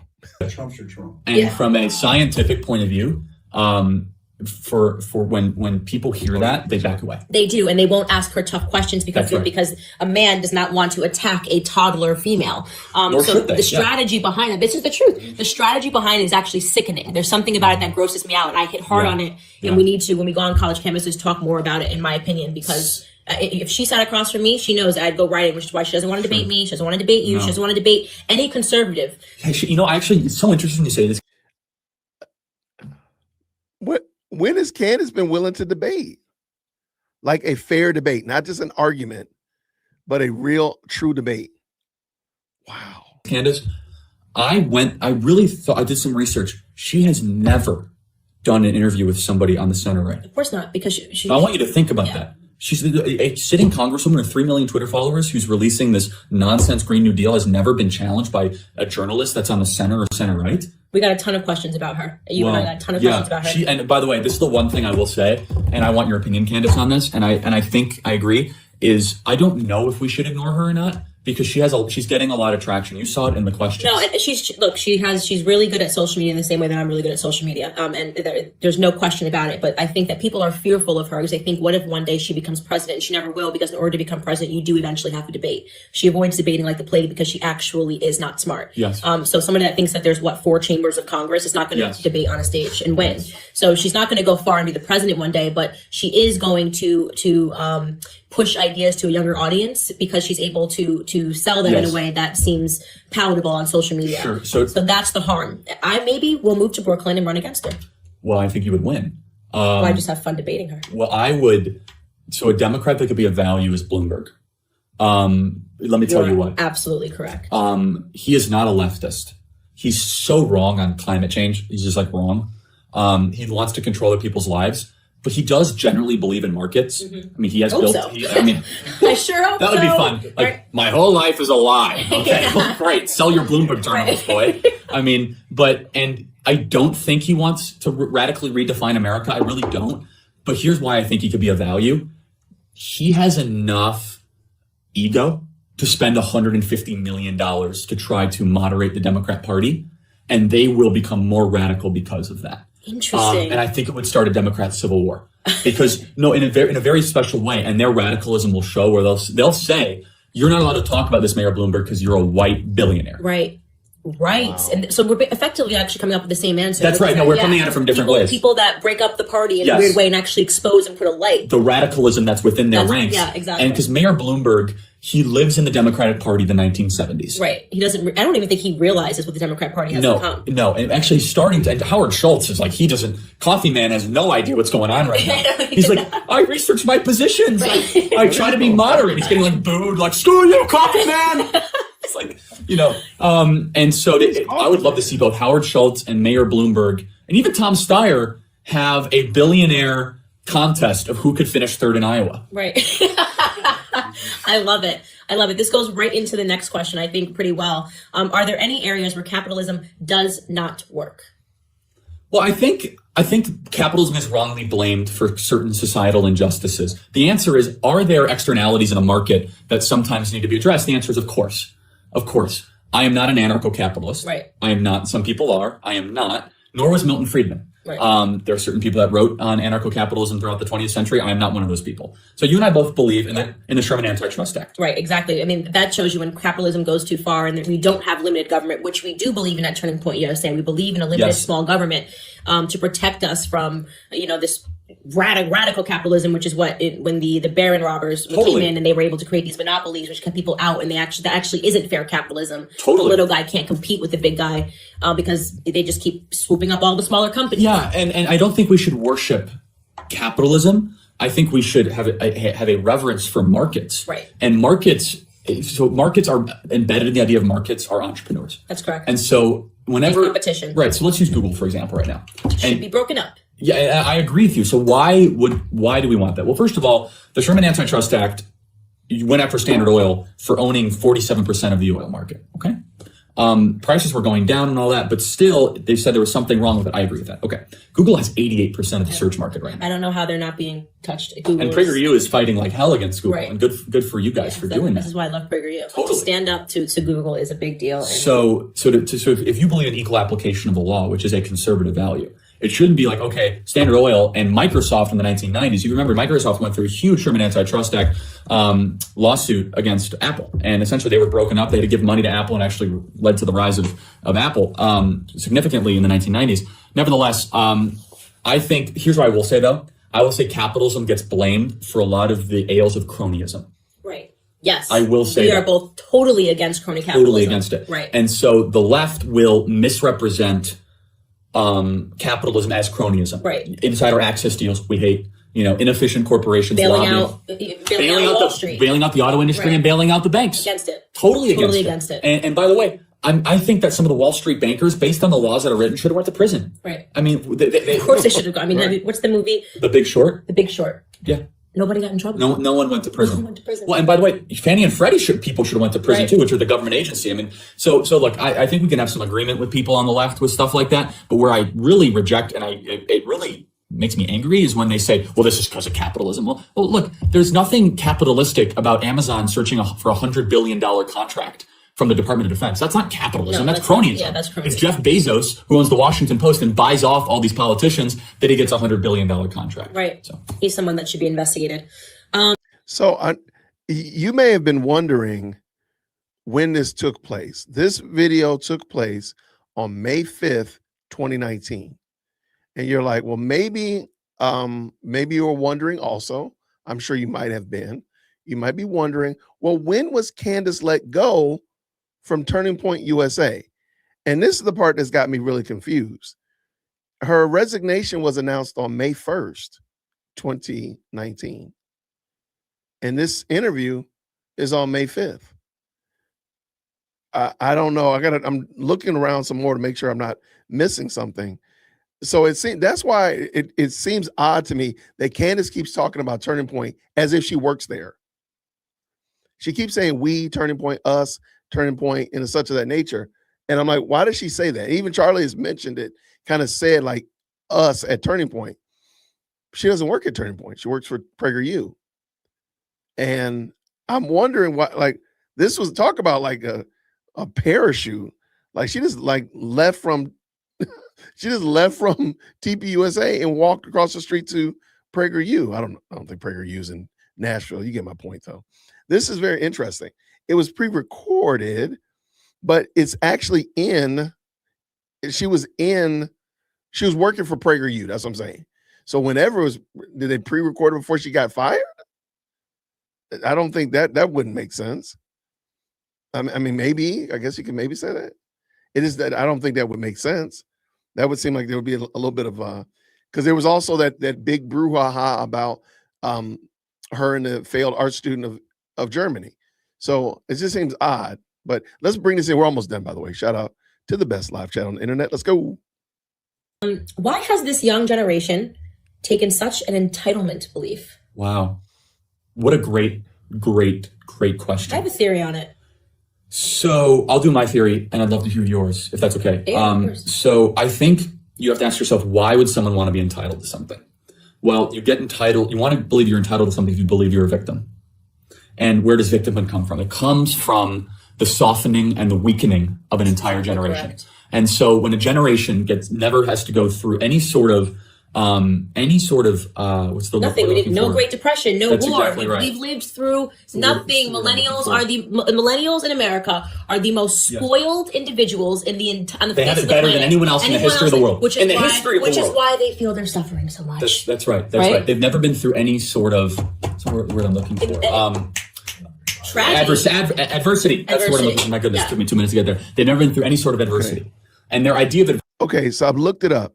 So Candace Owens actually started doing this podcast on PragerU before she got fired from Turning Point. Okay, so she announced on X that she was starting she announced it in February of 2019. And then 3 months later, she was let go. Okay, so that makes a little sense. Okay, so she announces it in February 2019. May 1st and 2nd, she was officially departs Turning Point somewhere in May 2019, probably May 5th. She started the Candace Owens podcast or Candace Owens show. Please forgive me. Yeah, so it does kind of seem like she was already aware that she was going to be moving over to PragerU. And this is just what I'm looking this up again, working on the timeline. Adversity is they had to stay up late and publish a paper. Like, feel bad for me. Right. Great. I okay. stayed up really late today. I mean, we had in the 1950s, in the 1950s, in the 1940s and 50s, as you say commonly, our boys rushed to the beach of Normandy and went to World War II to fight the great evil. Mm-hmm. In the 1960s, our boys were drafted to go fight in Vietnam in a war that I felt was unjust, that never should have been declared upon. So on and so forth. The equivalent of our generation is. I have to hear Ben Shapiro speak on campus. My Uggs were delivered 2 days late, and my pumpkin spice latte is imbalanced. Yeah. No, seriously, there's not enough pumpkin and spice in my pumpkin spice latte. Give me a break. No. It's sickening, and that's what it is that when you've lived through absolutely nothing, there's a long quote about that. Like, when a generation that lives through nothing weak men creates weak men. All that sort of stuff. Yeah. Yeah, and good times create weak men. Right. And Bad times create strong men, and you've got this going on. And unfortunately, we have created the weakest period of men in the millennial American generation. Correct. That's correct. And when I say men, I mean men and women. Justin Trudeau, mankind, humankind, whatever, But you get what I'm saying, and it's really can be attributed to the fact that we've lived through nothing. And when I say that my grandfather has never said anything about racism or called people racist and said that he deserves this or that, and yet he lived through a racist period in America where there was actually pieces of legislation that were racist. And I see Black Americans stay on campus, and you, Charlie and I will ask this question, Bob, at the beginning. And I will say, just to see what planet I'm on before we even get started. That's what I say. Just see what planet I'm on before we even get started. How many people believe that America is a more racist country today than it was in the 1940s? Hands go up. And I go, okay, we're not on Earth today. Let's get started. Jarring. It takes an extraordinary amount of effort to get to something that's screwed up. Right. I mean, just think about that. It's a good question. We just want to see what planet we're on so we know if there's gravity in the room. Dozens. And then they'll say to us, it's a different type of racism. No, it's even like they're more, so it's even more sophisticated. cynical. Than hanging people from trees. Yeah, totally different than hanging people from trees. That is what we are fighting on college campuses, just to get them to like a little bit closer to reality, where you can say, hey, you can at least say, fine, I believe in racism, whatever. But if you can't acknowledge that America has made progress from the 1940s to 2019, as you're a black person sitting at UCLA and one of the nicest schools in the world, speaking and going to listen to a black woman. I mean, it's jarring, but this is what the education system can actually do to people's minds. Yes. And so take it to kind of a really interesting extreme. A group of people I think everyone can learn from are living Medal of Honor recipients. And what's amazing, and I've had a chance to meet a couple, we met one at one of our Turning Point USA events. What's unbelievable is these people have lived through hell. You don't live and get the Medal of Honor without seeing and experiencing something beyond. You have seen people die. You've probably killed other people. You've done something so heroic and so amazing. And without a shadow of a doubt, every Medal of Honor recipient I have met, they are so humble and they want nothing in return. They don't consider themselves a victim. They don't want a special award ceremony. They don't want a special thing from government. It's like, I was just doing my duty. And when someone goes through such unbelievably harsh times, you see this through all of our veterans, right? They're absolutely amazing. It creates a posture of your soul and of your person where you're thankful to be living in this country, and you're not a spoiled, entitled brat like most of our, unfortunately, like most of our generations. Yes. And so when Bernie Sanders comes along or an AOC comes along and they say, you're entitled to all these things because you've lived through so much. And like, what the hell have they lived through? What the hell have I lived through? And then I look and I see the greatest generation, what they had to live through, right? Where they were families that went off to war and half the brothers came back. I just want you to think about that. Yeah, no, I mean, like, literally, like your chances of surviving on D-Day. I always talk about that. Think that they knew that those boys knew they were going to die. I mean, just think about that. Yes, and they knew that if you don't take this beach at this time, very little, the likelihood of even taking the European theater within 2 years is low. Right. Like they had a 3-day window to take Europe through one entry point because they deceived the Germans. They deceived them through a counterintelligence campaign. They fired Patton. They thought they were going to invade on the northern side of Germany, France, and they went to Normandy, and they still lost. Think of Dunkirk. The British took their own ships over to go save. I mean, like the amount of bravery that it took to say, I'm just a fisherman, and I'm just going to go save our boys. And today we have people that just can't deal with the fact that Charlie and Candace are going to come talk about conservative principles. Yeah, they need a safe space. Crying. Really, really tough. It is tough. Yeah, I don't know how I know. Yeah, it's really you guys hard. are all struggling right now. Hashtag oppressed. Yes. Okay. Last question. Last one. The question that is on everyone's mind on Instagram. Go. I know what this is. Charlie Kirk. Yes. Did you ever date Candace Owens? Not in real life.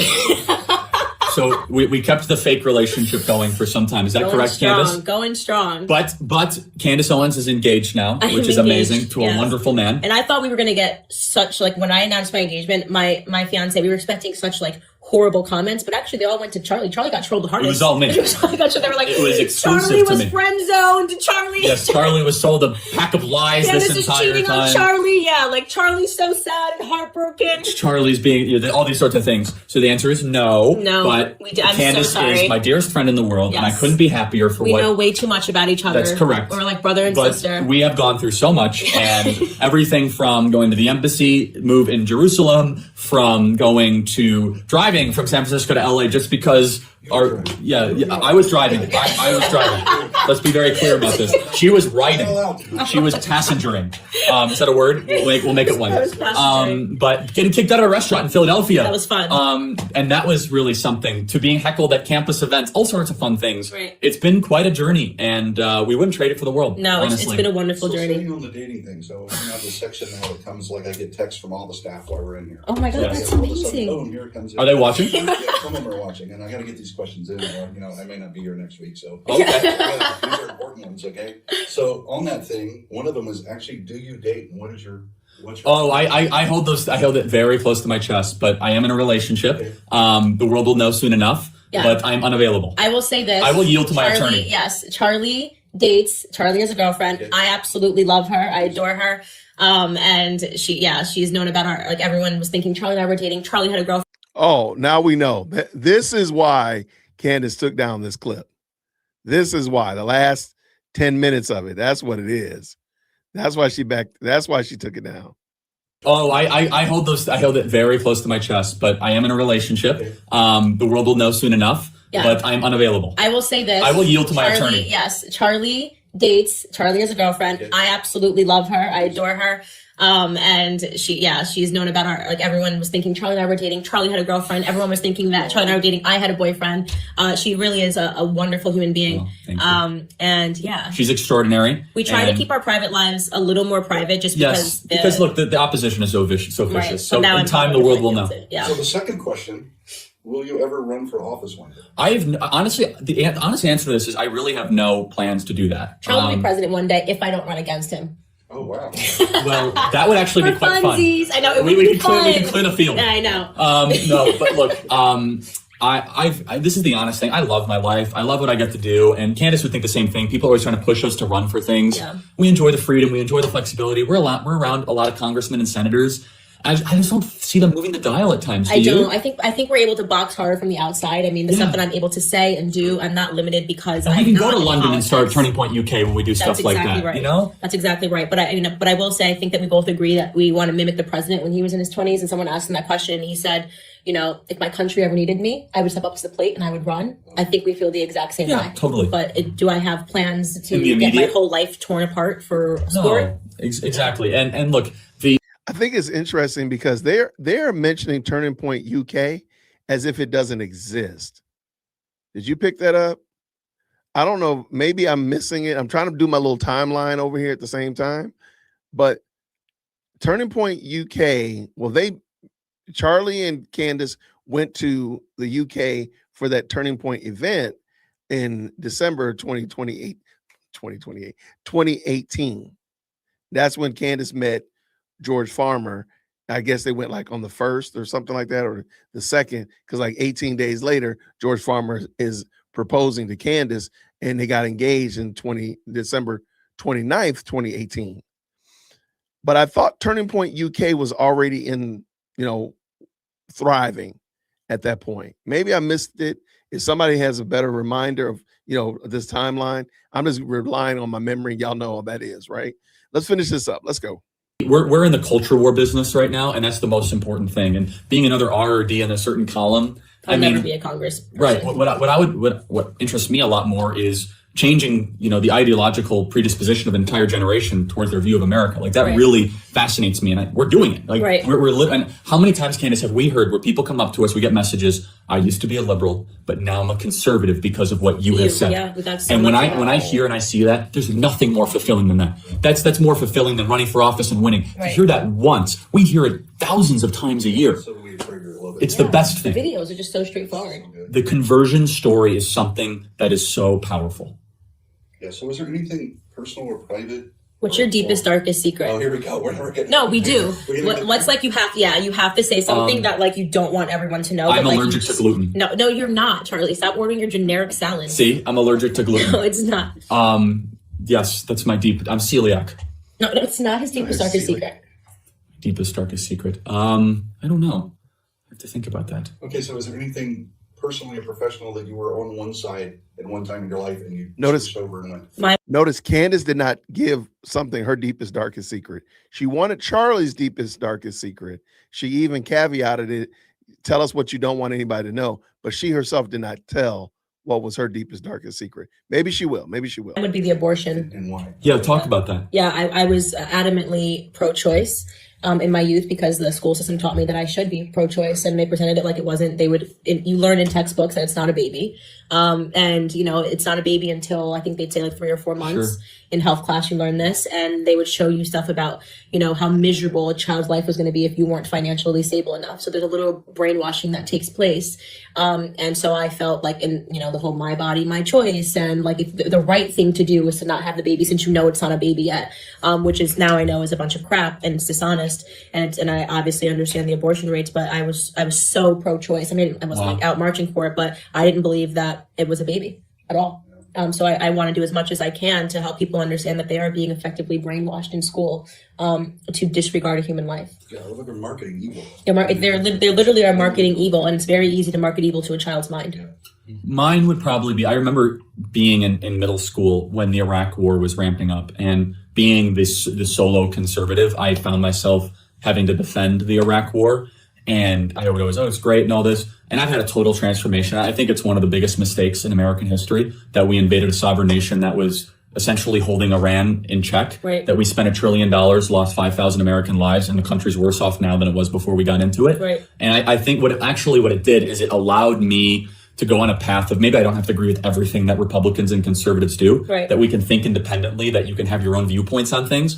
And so that would be one. And I think I could say the same for Afghanistan. I don't see the point in fighting multi-decade senseless right. wars for sand and death when our country's $20 trillion in debt. Veterans come back with PTSD, and we're fighting over, goat herder operations in northern Afghanistan that have no resonance at all to our country at all. Like what happens in Afghanistan right now, I don't see how that impacts right. us whatsoever. So that's something I've changed on.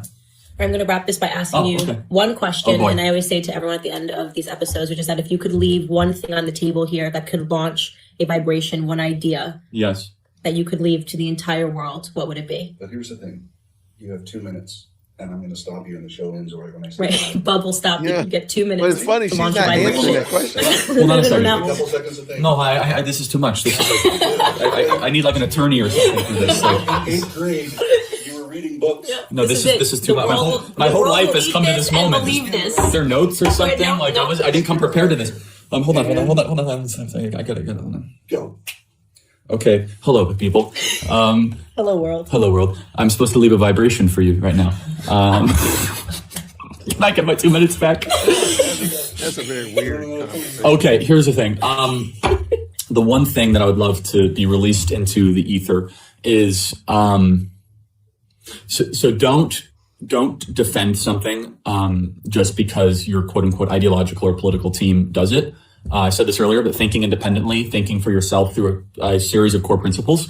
But I will also say this, is that in modern day time right now, there's an entire industry that is programmed to hate our president a lot more than love our country. And that really bothers me. It bothers me in a variety of different ways, because I see people that want to see the downfall of America just so that they could be proven right. And I never was that way under Obama. I wanted him to succeed every single day. I thought his ideas were horrendous, and I thought his principles were very lackluster. But the ether, what I want to throw into the ether now is, for people out there, it's okay to support Donald Trump, and it's okay to support a country that is vibrant and doing amazing because of his policies. Even though you might disagree with some of his approaches or things, that you can break out of just the political paradigm that you're held hostage to, and think for yourself. Signing off, world. Excellent. Yes. That was good. That was good. That was good. You hit the timer. Yeah. Okay. That's actually the end of it. So, all right, y'all, that was so if you just jumped in or you came in a little bit late, earlier out here in the social media streets, Artie from Artie Trolls was watching that video, and while he was watching it on Candace's channel, it went private, and he was like, what's going on? Well, everybody started digging. He put the message out on X, and people started digging, and lo and behold, we found the video. And I knew I'd seen this, but I don't know what I did with a copy of it. I try to download them every time I do them, but I've seen it. But needless to say, I wanted to watch it again and see what it was that maybe was, make it private. What was the cause them to make it private? I think I saw some things in there, but what did y'all think? I know we've been talking throughout it. There were some things about her appreciation for Erica that flies in the face of what she said in the video earlier about Erica was just basically a cougar and a rebound. She said nothing about Charlie Kirk dating before, but she talked about Erica and that he was in a good relationship. And Erica was on the scene because I think he met Erica around August of 2018. So she was definitely on the scene at this point. So I think that was probably one of them.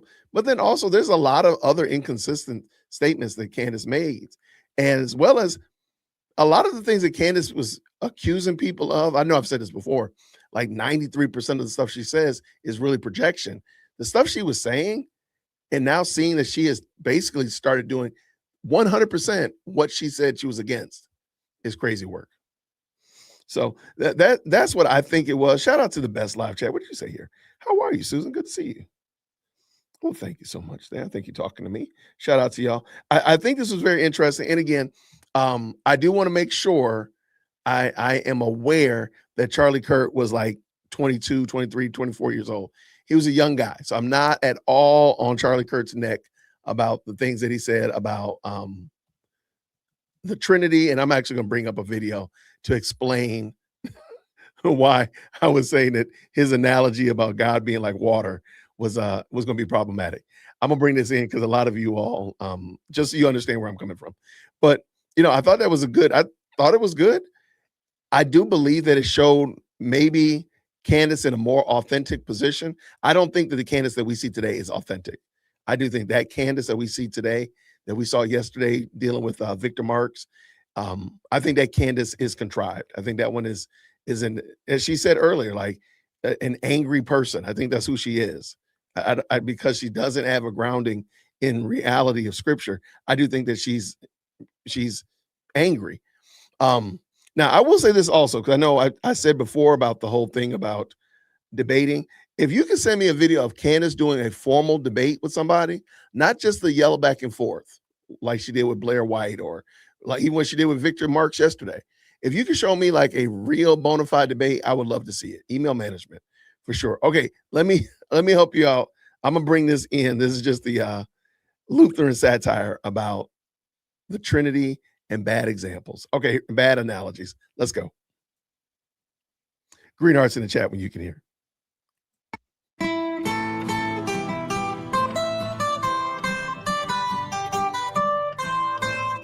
Okay, Patrick, tell us a bit more about this Trinity thing. Yeah, Patrick, tell us. But remember that we're simple people without your fancy education and books and learning, and we're hearing about all of this for the first time. So try to keep it simple. Okay, Patrick? Yeah, real simple, Patrick.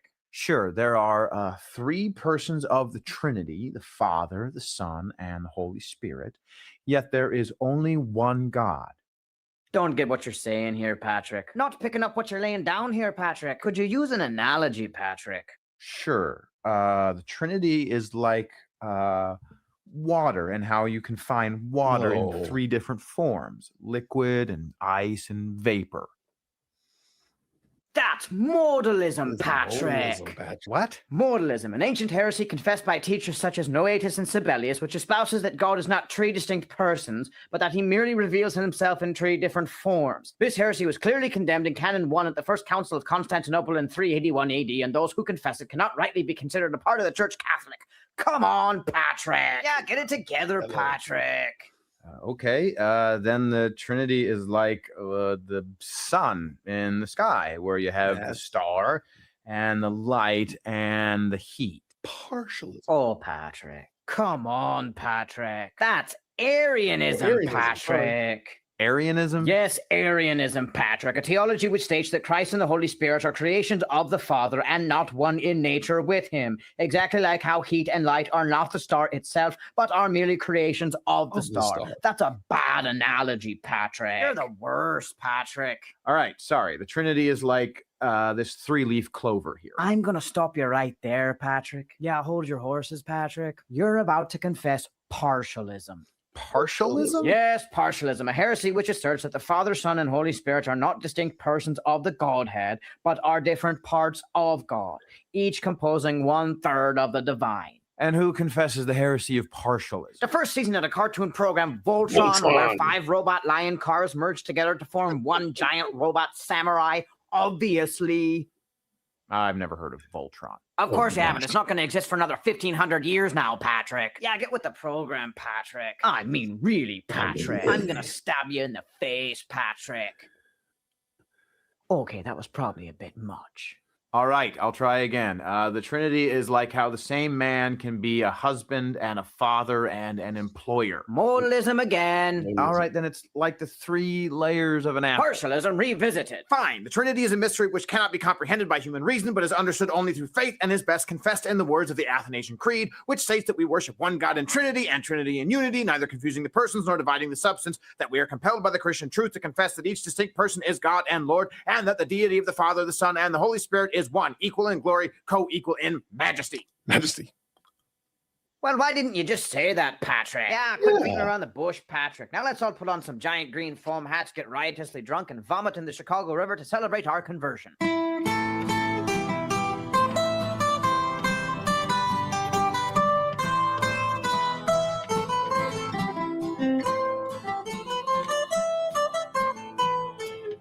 So what do you guys do for a living? Well, we come from a long line of snake farmers, Patrick, but truth be told, business has been real bad lately.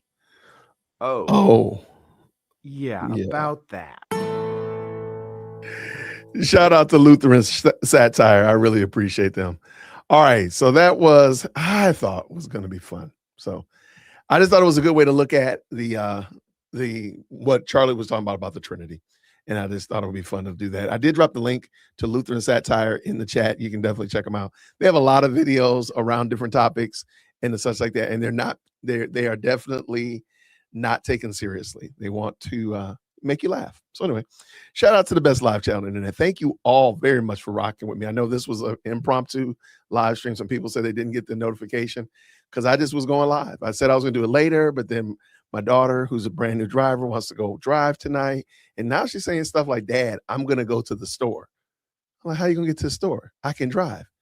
Like, wait, hold on. Let's not get beside ourselves, little Sparky. So I might have to follow her. I don't know. I don't know. I know she can drive, but I just like, I don't know how I did it. I don't know how I did it with big girl. I'm like, how did I do this? Like, just let her get in the car and drive away? I don't even understand that. Like, big girl drives, I don't have a problem with it, but I don't know why. So anyway, y'all, so pray for your boy. Pray for me, man. Pray for me, because I don't know what I'm going to do. I think I'm going to go follow her in my car and let her go for a little while. She said she wanted to go hang out with some of her friends. I'm like, you better walk. I can't believe it. Anyway, y'all, thank y'all so much for rocking with me. I do have another video probably going to come up later on this evening. So check it out. Let me know what you think about it. All that kind of good jazz. I really appreciate y'all. Thank you all for rocking with us tonight. Thank you so much to the best live chat. Thank you so much for the very kind super chats. I really do appreciate it. I know that, again, I know this came out a little bit surprised, a little bit early than I anticipated, but I appreciate y'all tapping in with me for sure. Let me say again, thank you to everybody. I hit everybody up. Wait. No, I didn't get this one. I'm sorry. Thank you. 5567 with the 5 says this: her voice and appearance is different now. She probably got a nose job to improve it. She sounds more authentic here, not the Kardashian way she talks now. You know what? I've heard people say that they think she probably had a some kind of facelift and stuff like that. I've seen people show it. I'm not mad. I believe that that's probably true. It's probably more true than false. Yeah, man, why is she talking about she wants to go drive? Like, I'm just going to go drive. Like, wait, hold on, Sparky. Wait, what are you talking about? So I'm going to go, like I said, I'm going to just follow her. So anyway, y'all, thank y'all so much. I really appreciate you. Go ahead and hit the like buttons. Make sure you tip your waiters on the way out the door. Green heart that way. Green heart yourself out the door. Thank you all so much. I'll see you all real soon. Until then, everybody, grace and peace. Take care. Thank you so much for tuning in to another episode of the J Whip Podcast. If you enjoyed today's show, please do me a favor and hit me up with that 3-piece special. Like the video, subscribe, and of course, share it with somebody who would also enjoy this type of content. And make sure you leave a comment, because I do pin the best comments to the top. So thank you so much for tuning in today. And until next time, everybody, grace and peace.